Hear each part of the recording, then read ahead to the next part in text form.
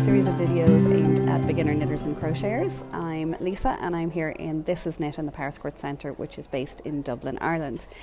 We have been teaching beginners for the last 14 years and delighted to have made so many new knitters and crocheters in that time. And we picked up a few tips along the way and we'd like to share them with you. So today's tip is a pretty quick one, but it's based on my own experience when I was learning how to knit.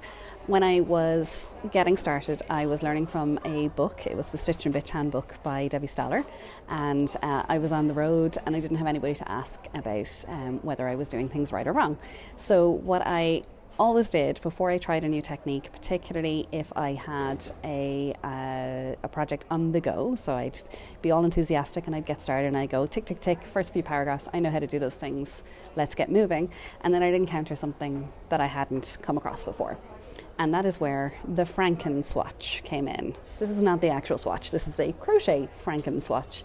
And essentially what it is a spare piece that you keep in your knitting bag. Spare piece that you keep beside your knitting chair or your crochet chair, and you pick it up anytime you encounter something that you're not really sure about. So rather than when you've made it halfway up your sweater and suddenly you're into some short row shaping or just a technique that you've never heard about, maybe they want to introduce cables, don't start it on that project. Take up your spare piece of yarn, your spare needles, get comfortable with the idea, get comfortable with what you're doing, make sure that you're happy with how it looks, and then go back to your project. So you'll end up with something in your bag that has got lots of different techniques and almost like records of your previous projects and all the different things that you've learned, which is pretty cool. It'll probably never become anything. It's just going to be your Frankenswatch. But every knitter or crocheter who's learning, or even people who are further down the line, I think you should have one. And I think it's a great way to take the pressure off when you've put a lot of hours into a project that you don't want to sully with a mistake. We're all going to make them, don't worry about that. And it just means that you can get comfortable and then move on.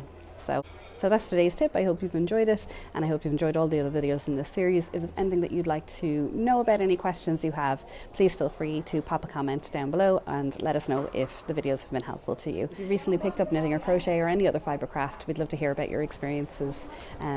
Share them down in the comments and we'll get chatting. Thanks again, and do call in to This Is Knit in the Powerscourt Centre here in Dublin. We'd love to see you. Thank you.